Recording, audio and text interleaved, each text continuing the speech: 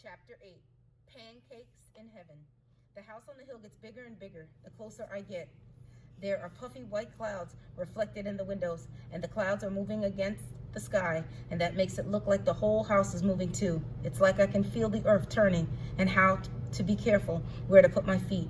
The whole thing makes me so dizzy that the gentle green hills seem to get steeper and steeper, and finally it tips up and I'm face down in the grass, fainted from a lack of food. All that talk about biscuits and butter and honey, it must have reminded my stomach that it hasn't had food since I wolfed down slops intended for squint hogs and started the whole terrible business of Harold getting sold to the army. Soft, soft grass, better than a pillow, makes me forget I'm hungry, makes me forget everything. Next thing, I'm floating. No, not floating, I'm being carried, and there are gentle murmuring voices that sound like running water. And then I'm in a warm place and somebody is holding a cup to my lips and telling me to drink. Just a small sip, the voice says, and for a moment I think it's our dear mother, and then when I wake up and see big gray eyes studying me, big gray eyes and rosy red cheeks and a helmet of fine white hair. Turkey broth, she says, good for what ails you.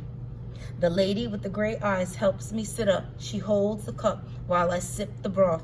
Nothing ever tasted so good or made me feel so warm and safe and alive. Do you know where you are, she asks. Big house, I say. The Brewster house, she explains. I am Mrs. Bean. Brewster Bean, my tongue says. I'm the cook hereabouts, she gently explains. And when they find a starving boy in the front yard, it's only natural they bring him to me. Mrs. Bean takes the empty cup and says there's more where that came from when I'm ready. She folds her plump arms and looks at me kind of sideways, as if trying to see inside my head. Are you simple, dear, or is it hunger makes you ramble? I take a deep breath and try to clear my throat. Then I tell her who I am. I am like Smelt suggested, and that I'm looking for my brother and my horse got stolen, and leave out where I come from exactly so nobody can find, so nobody can send for Squint and Leach. Seems like Mrs. Bean believes most of it because she starts nodding and saying, oh dear, and I decide it's time to shed a tear or two for my lost brother to really make her believe me. And the next thing I know, she's hugging me and patting my head and promising that Mr. Brewster will find Harold. When Jebediah Brewster sets his mind to a thing, watch out, she declares, dusting at her white apron. Mr. Brewster will be back later, and you'll tell him what you told me. Orphan boy searching for his brother, that will get his attention. Meantime, Mrs. Bean makes it her mission to fill my belly. She asks, would I rather have a plate of meat or gravy or pancakes and bacon, and I go for the pancakes. While the bacon is sizzling in the big iron fry pan, the kind our dear mother called a spider, I sit next to the stove and watch, because Mrs. Bean, she's something to see. The way her plump hands fly around the room like pale white birds, bringing things out of the cupboards and jars and larger boxes. Can't help notice you lack shoes, she says, stirring flour into the blue mixing bowl. Did you lose them along the way? Figure she's been through enough truth for one day. So I say, yes, ma'am. Lovely pair of boots made from the skins of timber rattler. A rattlesnake? Oh my. Yes, ma'am. Snake had me cornered when Harold wrestled it to death. Snake tried to spit in his eyes to blind him, but Harold was too quick. Broke his neck with one flick of his wrist. Amazing, she says. A snake with a neck? Must have been 30 feet long. Mrs. Ben nods. A little puff of our flour comes up from the bowl. And then your brother skinned the snake and made you boots. Is that what you're telling me?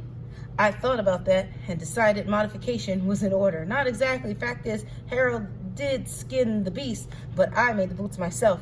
Had a matching belt too. They took everything. The thieves stole your horse. What did you call the horse now? King something or other? Prince Bob. Bob's a thoroughbred racehorse, 3 years old and faster than a bee stinging. Remarkable, says Mrs. Bean. And where was it you came from? Oh, up north, I say vaguely. Little no-account place. Yes, but it must have name, mustn't it? Every place has a name, no matter how small. Smelt, I tell her in a moment of inspiration. Excuse me, Smelt. That's what they call it, on account of the swamp nearby. I'm congratulating myself for not calling it stink.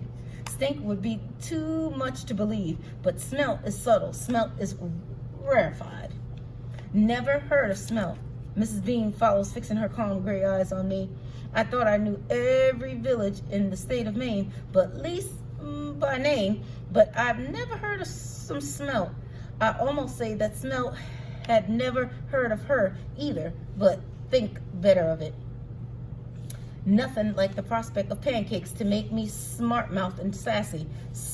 Mouth shut, I take my time to survey Mrs. Bean's magnificent kitchen. The room is bigger than Squint's whole house, with a fry stove and bake stove and a full fireplace with a Dutch oven. Pantry has more canned goods than a general store in Pine Swamp, and there are 3 different slate sinks, one for washing dishes and one for rinsing vegetables and one for the heck of it. I guess loads of cupboards with glass fronts, copper pots of every size, rack maple countertops, and butter urns. Miss Bean says belongs to a museum. And the drawers, there are big drawers and little drawers and bread drawers and knife drawers and linen drawers and drawers for extra things left over. Mrs. Bean suggests I stop opening and closing the drawers and sit down to pancakes and bacon. She pulls out a chair and scoots me up in the kitchen table. There, one big white china plate is a pile of pancakes I only ever dreamed about, because Squint never gave us more than stale bread and sour molasses. Pancakes slathered in yellow butter, steaming pancakes drowned in warm maple syrup. Figure Squint must have killed me for sure, and I woke up in heaven. Or maybe I'm still so hungry I can't think straight. Then I decide that good as the pancake tastes, this can't be heaven, because there ain't any clouds or golden harps or angels with whispering wings, and God would be there too, wouldn't he? If this were really heaven, that's when he comes in from the parlor dressed in all black. God himself.